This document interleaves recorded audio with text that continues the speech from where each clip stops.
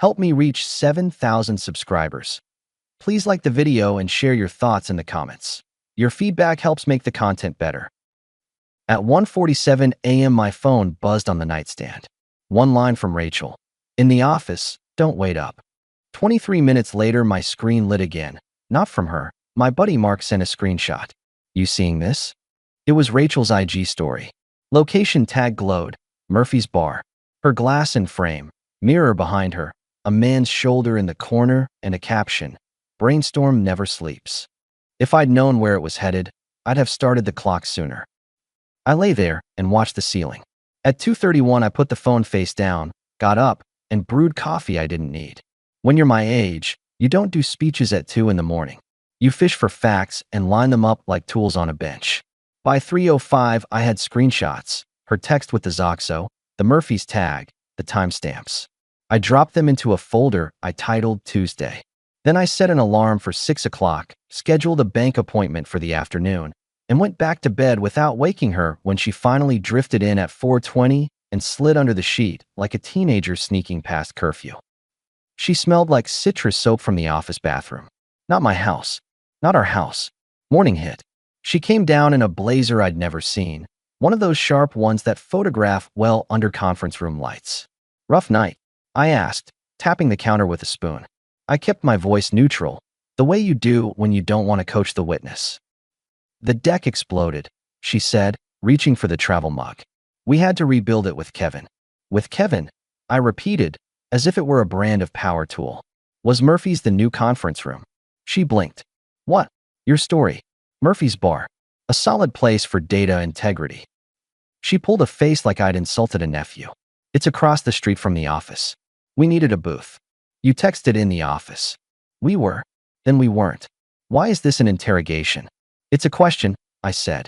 And the answer matters because we share a mortgage, a child, and a calendar. She took a breath through the nose. Daniel, tonight is the pitch rehearsal. I can't unpack your tone right now. I poured coffee into a mug and slid it to her. Then here's the practical version. Starting tonight, I won't wait up for you. Doors lock at 10. If you're not home, sleep where you are. That's punitive. It's policy, I said. I get up at 5. Our son reads his chapter at 8. Pick the team you want to play for. She stared at me. You're being dramatic. No, I told her. I'm being precise. She put the mug down without drinking. You know what? I don't need this. You do, I said. We both do. 10 o'clock. She grabbed her keys, shook her head, and left. The lock clicked like a little hammer. I looked at the empty mug, then at the clock. 7:14. I texted Mark. Need you at Murphy's tonight if you're free. Sit at the back. Don't engage. He texted a thumbs up and the skull emoji. He thinks he's funny. At 8:03, I packed our kids' lunch, signed the reading log, and answered his question about volcanoes. He asked where Mom was. I told him she'd be home for dinner. It wasn't a bet. It was a test I already knew the answer to. I spent my lunch hour not eating. Bank at noon. I moved the emergency fund to a separate account, shifted the joint bill pay to my card, took my name off her gas card, and set alerts for any withdrawals over 100. The banker didn't ask why. I'm a contractor. We shuffle money all the time. When I left, I added a second folder to Tuesday. I called it Logistics. At 3, I flagged an attorney who'd helped a friend draft a simple separation last year. Consult only, I told the receptionist. No fireworks. She scheduled me for Thursday morning. I made a list on paper. Paper slows you down. I want my hand to remember this. After school, I took our son to the park. We threw a ball. He told me about a classmate's dog. Ordinary life. That's the part people forget. You can live inside a storm and still slice oranges. Rachel texted at 6:18, running late. Kevin needs me on the deck. Don't wait dinner. I texted back. We already ate. That was true. She texted a smiley. I clicked my phone off and put it in the drawer. She came home at 11:40. I heard the garage door, the careful steps. She tried the interior door. It was locked. She knocked once, twice. I opened. I didn't make her stand out there like a delivery. I'm not in the humiliation business. That's childish, she said, stepping in. It's 10 p.m. policy, I answered. We reviewed it this morning. She dropped her tote by the bench. We were rehearsing. Is Kevin also rehearsing your manners? I asked. Because you text me you're in the office and then tag a bar at 2 in the morning. That's not rehearsal. That's a pattern. She folded her arms. You're controlling. I'm consistent, I said. Two different sports. And what? You're going to what? Ground me. No, I said. I'm going to stop subsidizing late-night spontaneity with my sleep, my time, and my home.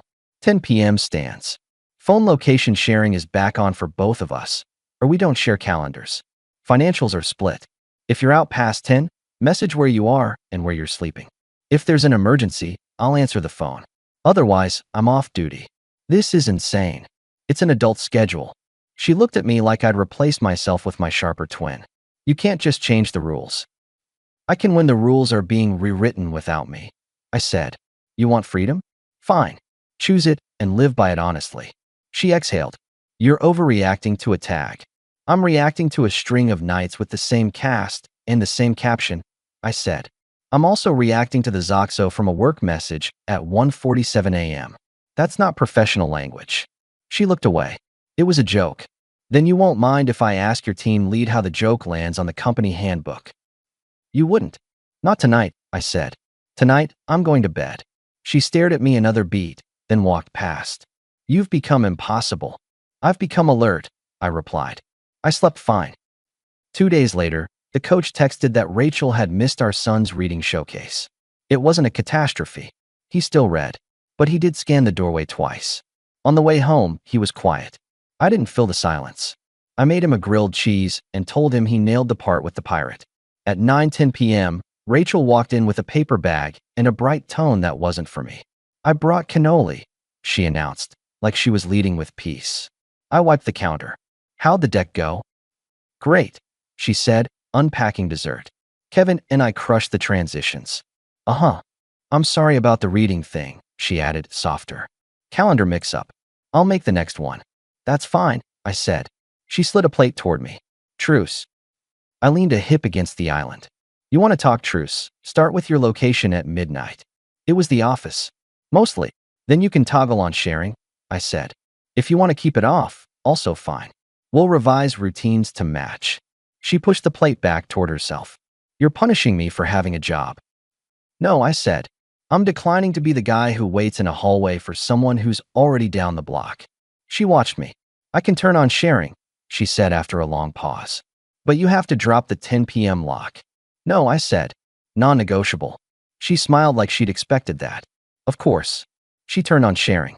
For a week, her little dot lived mostly at the office, once at Murphy's, once at a sushi place near a hotel off the interstate. She texted, team dinner. I texted back, got it. I took screenshots and filed them. Week 1. She was warmer around the house for 6 days. She asked about my project. She curled up on the couch next to me to watch a crime show. She asked whether I wanted her to pick up our son's cleats on Saturday. I said yes, and she did. I gave her credit for the action, not the tone. That's a rule that keeps your head clear. Sunday night, she wandered into the garage where I was tightening a vise. You've been distant, she said, leaning on the door. I've been consistent, I replied. She studied the pegboard. Do you want this to work, or are you trying to push me out? I want the truth to sit in the room, I said. I want respect to be non-negotiable. If that pushes out anyone who prefers fog, then the house will be quieter, sure. She laughed once. Who talks like that? A man who has made peace with his own company, I said. She pushed off the door and left. The vice held steady. That's the point of a vice. Midweek, our neighbor Trina stopped me by the mailbox. She's the one who hosts themed parties and knows everyone's dog's birthday. Friday, she chirped, tapping a list. Poker night for the guys, wine for the girls, kids in the den with Disney. You two better show. And she leaned in. Rachel said she might bring someone from work. Kevin, you'll like him. I tilted my head. She said that. Yeah, Trina grinned. Big grins when she mentioned him. Must be a star. Got it, I said. We'll see you Friday. Rachel brought it up that evening while she cut up strawberries.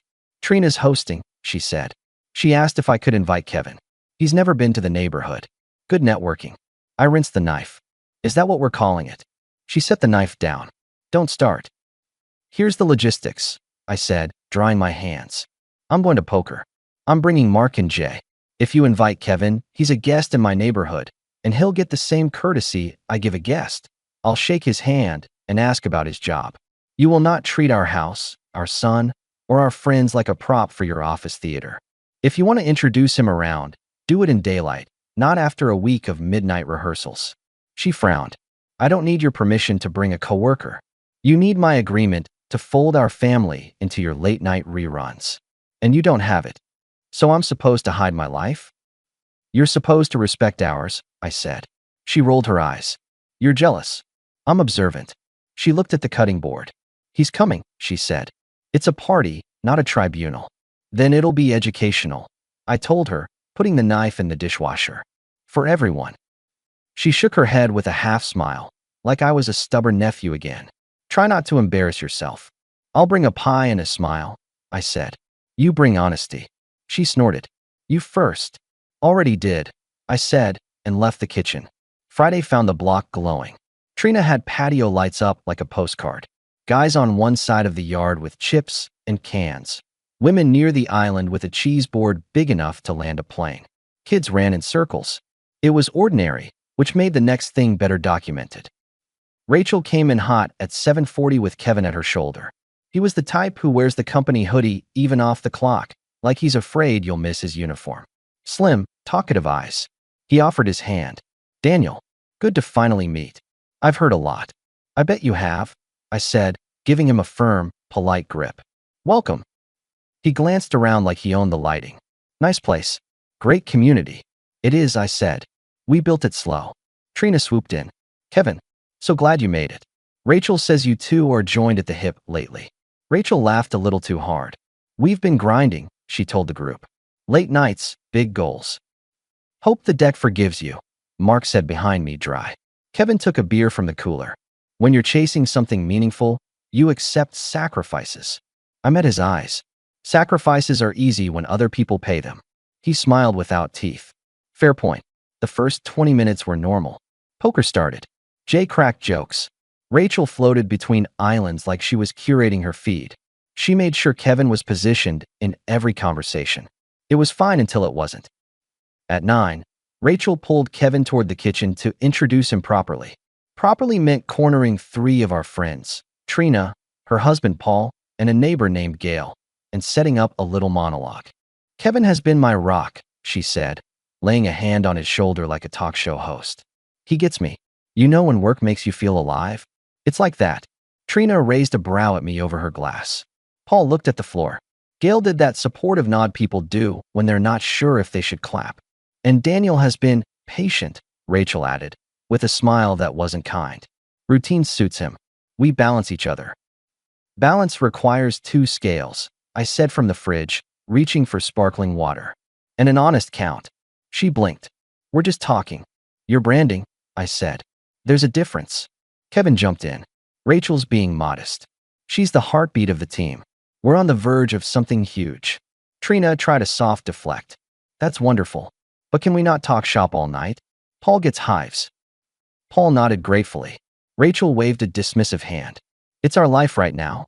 Also, she turned, almost casually. We might take a quick lap to Murphy's after this. Team tradition. Right, Kev? He grinned. 1 round. Trina looked to me again, unsure. Gail found a pretzel and ate it like a shield. I set the water on the counter and spoke into the circle. Before anyone leaves, let's sync expectations. Rachel, you're welcome to stay and be part of the neighborhood party your friends planned. If you choose to leave with your coworker for a tradition, you'll do it as a guest, not a headliner. That means you don't take our friends with you like a parade. Kevin, you're welcome to enjoy Trina's hospitality. You're not welcome to use her house as a runway. Rachel half laughed. Are you serious right now? Completely, I said. Public behavior, public boundary. Kevin lifted both palms in mock surrender. Hey, I'm just here for the vibes. Then you won't mind keeping them in the yard, I said. The room went still in that middle-class way where nobody breathes. Rachel's eyes flashed. You don't get to tell me where to go. Correct, I said. I get to tell you where my family participates. And it's not in your after-party. I'm not your property, she shot back. I'm allowed to have fun. I'm allowed to feel. She reached for the word, free.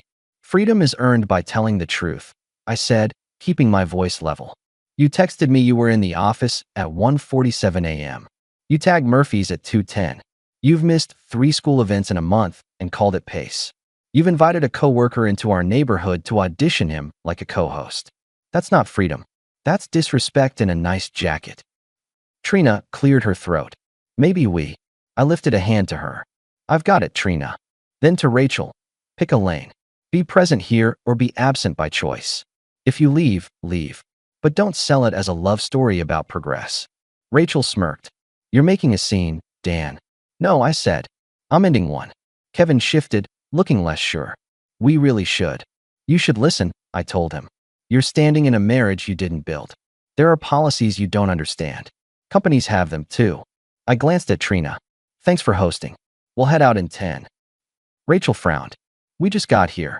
And you just drew your line, I answered. I turned to Mark and Jay. Boys, pack it up. Rachel stepped closer.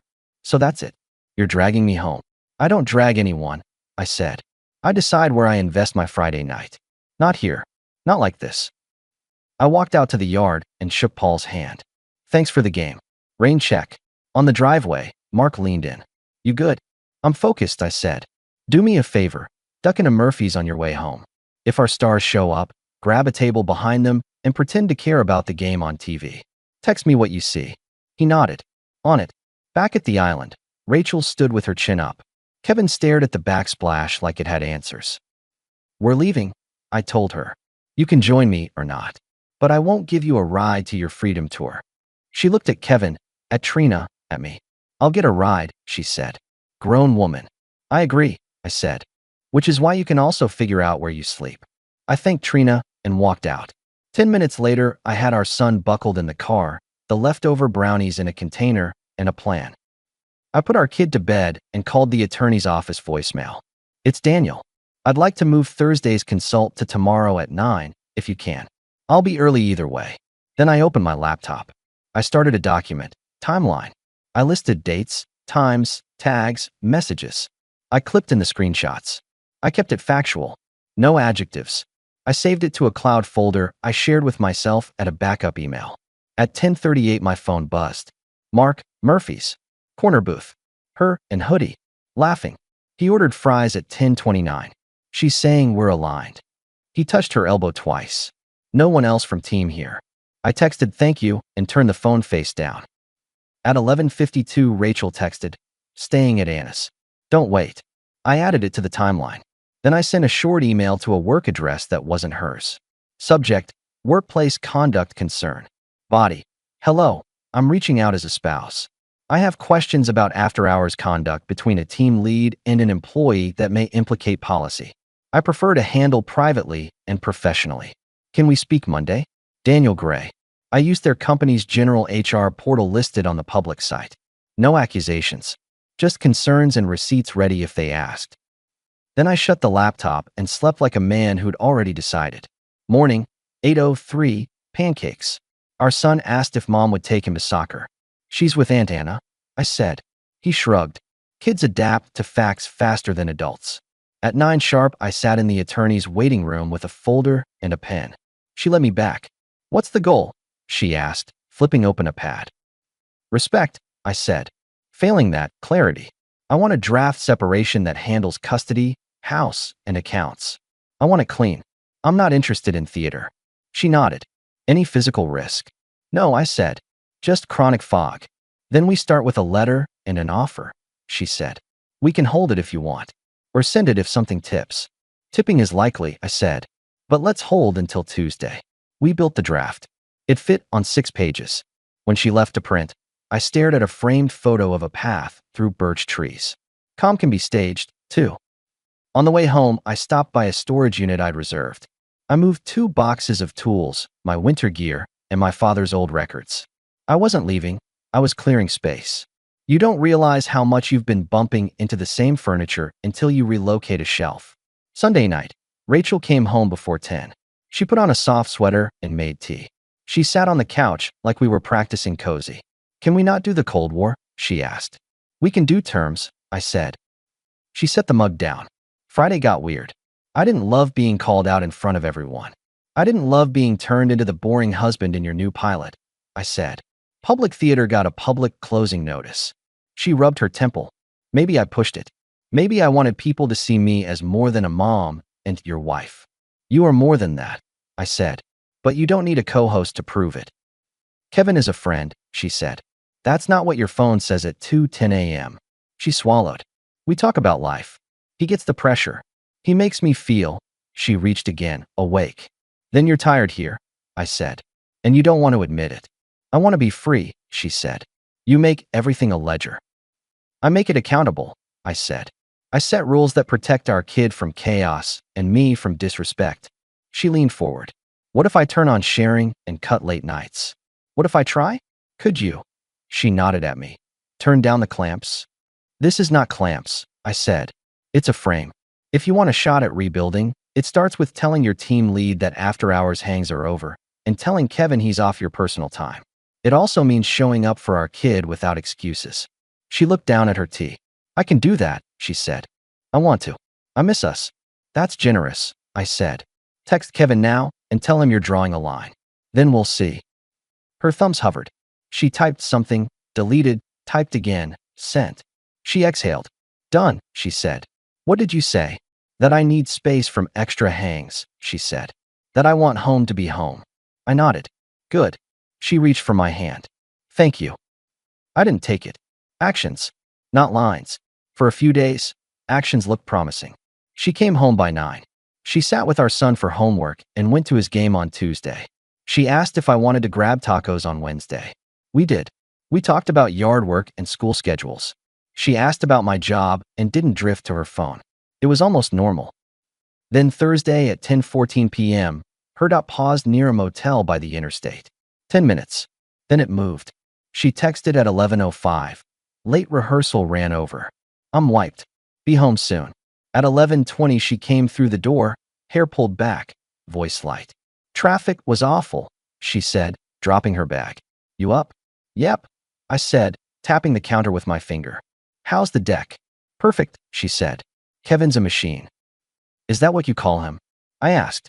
She frowned. What's that supposed to mean? It means you're sharing. Spent 10 minutes in the parking lot of a motel where no rehearsal lives, I said. And you texted me from the road like you were doing me a favor. She stood there, calculating. We grabbed a coffee to keep going, she said. There's a cafe there. There's a cafe a block from your building, I said. But you picked a place by a motel at 10 at night. It was convenient, she said. For what? She lifted her chin. I'm not doing this. You already did, I said. This was your last test. Test? She repeated, almost laughing. You set traps now. No traps, I said. Just guardrails. You drove through them. She opened her mouth, closed it. You're suffocating me, she said. I want space. And I want a partner who respects me in public and private, I said. We both won't get what we want here. So what? She said, voice flat. We end it. We end the fog, I said. Tomorrow you'll receive a letter with terms. Read it. Decide if you want to co-author the exit or perform for the neighbors again. You're not serious. I'm precise, I said. Again. She stared at me for a long time, eyes bright in a way I'd seen at 2:10 a.m. You're throwing away our marriage because I had coffee near a motel? I'm ending a pattern where you think words erase coordinates, I said. This isn't about coffee. It's about contempt dressed as ambition. She shook her head and walked past me. You'll regret this. I don't do regret, I said. I do results. I slept on the guest bed. The house hummed. The hum sounded like a clock running out. Friday morning, the letter went out. That afternoon, HR emailed me back. We take concerns seriously. We would like to schedule a confidential call. I replied with a list of times and an offer to forward the timeline. They set Monday at 9. Rachel texted at 5:22. Can we talk tonight? Just us. Tomorrow, I wrote. Not tonight. At 7, she walked into the garage in a denim jacket, keys in hand. Where are you going? I asked without looking up from the bench. Out with the team, she said. We just need to blow off steam. Choose home, I said. Or choose your team. And choose the consequences that come with it. She lingered. This is punishment. No, I said. This is adult math. She left. The garage door came down. I tightened another bolt. At 9, Mark texted. Murphy's again. Same booth. He looks nervous tonight. She looks like she's auditioning for a new city. I didn't answer. At 10, I sent HR 2 documents, the timeline and a 10-slide deck of screenshots with dates and times. No commentary, just context. Monday at 9, I took the call. They were professional, careful. I was calm. We're not here to hurt anyone, the compliance officer said. We're here to protect the workspace. That's all I need, I said. Your policy says supervisors should avoid after-hours one-on-ones that create the appearance of favoritism. I'm showing you after-hours one-on-ones, location tags, and a pattern that's bleeding into neighbors' homes. Handle it how you handle things. They asked me not to share that we'd spoken. I agreed. I'm not in the splash business. By Thursday, Rachel's tone changed again. She made dinner and set the table like a commercial. She wore a soft dress I'd always liked. Let's reset, she said, pouring water. I can change the deck schedule. I can ask to shift teams. I want this to work. You've had 2 resets, I said. Both ended in a motel parking lot. She forced a laugh. It was 10 minutes. It was enough. She leaned forward. I'll prove it. I'll step back from nights. I'll stop the after-party runs. She swallowed. I'll distance from Kevin. That's the right thing, I said. But I'm not continuing this marriage. Consider those changes a courtesy to your next chapter. Her fork clinked. You can't be serious. We're past serious, I said. We're at done. You're going to blow up our family because you're insecure? I'm going to make sure our son sees a father who won't accept disrespect in his own kitchen, I said. He'll learn boundaries from someone. She pushed her plate away. You're cruel. I'm consistent, I said. Again. That night, I moved 2 more boxes to the unit. I left my wedding photo album on the living room shelf. I'm not erasing a history. I'm adjusting course. Friday morning at 8:30, Rachel's company calendar flashed a meeting. All hands compliance update. At noon, Mark texted from a guy who knew a guy at her office. Heard there's fallout. I didn't dig. I had nothing to celebrate. I went to the gym and pushed iron until my brain quieted. At 2, Rachel walked in white-faced, grabbed a glass, and poured water like it was 20 years old. You did this, she said. I reported a pattern, I said. They enforced a policy. They put Kevin on leave, she said. They moved me to a different line while they reviewed. Then they took it seriously, I said. They said there were perception challenges, she spat. They asked about Murphy's. They had screenshots. They must read social media, I said. She stared at me, breathing hard, then softened, just like that. We can fix this, she said. Please. I'll distance. I'll do the mom thing. We can take a trip. Reset, for real. It's late, I said. It doesn't have to be, she insisted. We have years, Dan. We have a family. We have a house, I said. For now. She reached for my arm. Please. I'm not a man you beg, I said. I'm a man you respect early, or you lose late. Tears sat in the corners of her eyes. She wiped them hard, angry at them, angry at me. You want to ruin me. I'm not interested in you ruined, I said. I'm interested in me whole. She looked past me at the living room where our son's Lego set crouched on the carpet like a small city. What do we tell him?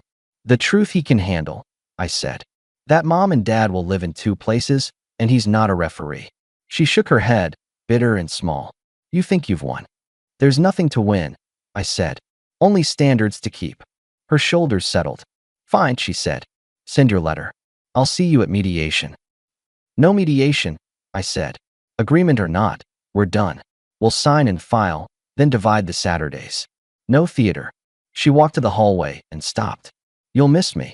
I'll miss who you were, I said. And who I was around you. Both have left the building. She went to the bedroom and closed the door. The latch clicked with that little hammer again. The weekend was logistics. She packed a bag and said she'd stay with Anna. I boxed up the rest of my tools and a few framed photos I wanted for the office. Our son stayed with me and built a spaceship. We ate pizza on the floor and watched a movie that made him laugh. He asked once, "Is mom mad?" I said, "She's sad and figuring things out." He nodded. Kids are better at truth than adults. Monday, Rachel didn't go to work. Tuesday, she went and came back early. Wednesday, HR sent her home again. Thursday, she texted, "They let Kevin go." Below it, another line. "I'm on a performance improvement plan." I didn't reply. I had nothing kind, and I'm done with unkind. On Friday, I signed the agreement at the attorney's. It was clean. Joint custody with a schedule fixed to school halves. House to be sold in 90 days, or I buy out her share at a set number we both picked. Account split. No drama. No names called. Just lines on paper. Saturday morning, she showed up at the house to swap weekends and pick up a box of clothes. She wore a sweatshirt and a look I used to trust. "I can still fix this," she said on the porch. "You can fix you," I said. "That's the only fix that matters now. You're colder than I thought." "I'm calmer than you hoped," I said. She looked around the porch like answers might fall from the eaves. "Say something," she pushed. "Something real." I studied the yard we'd watered for a decade. "Okay," I said. "Here's real.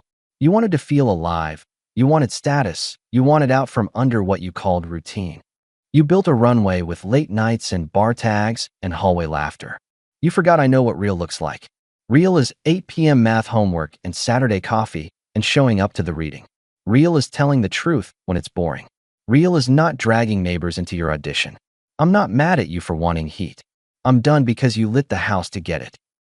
She flinched. Then she smiled, but it was the kind that doesn't reach anyone. "You'll be back," she said. "You'll miss the noise." "I've got enough noise in my head," I said. "I've started to prefer quiet." She lifted the box, turned, then paused. "Last chance." "For what?" I asked. "To be your audience." I stepped back. "Show's over." Her eyes narrowed. She walked away. I closed the door, leaned against it for one breath, then unlocked it for myself and went to make pancakes. I flipped the first one too early. It folded on itself, and I fixed it with a spatula. That's life. You lift, reshape, keep going. Months rolled. The house sold on schedule.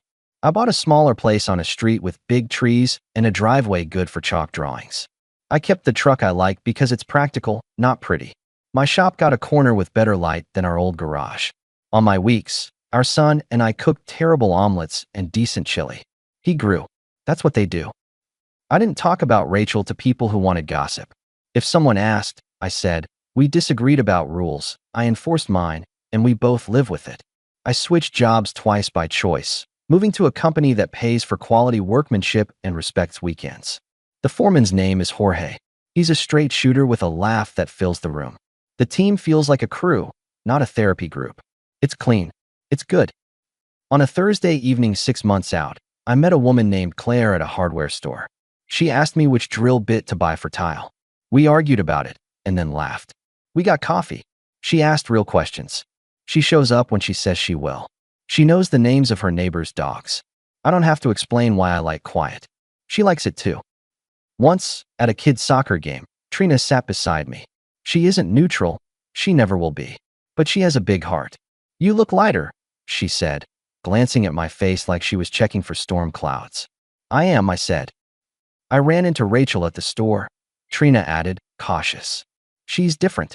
Quieter. She said she moved into a one-bedroom near downtown. She's consulting.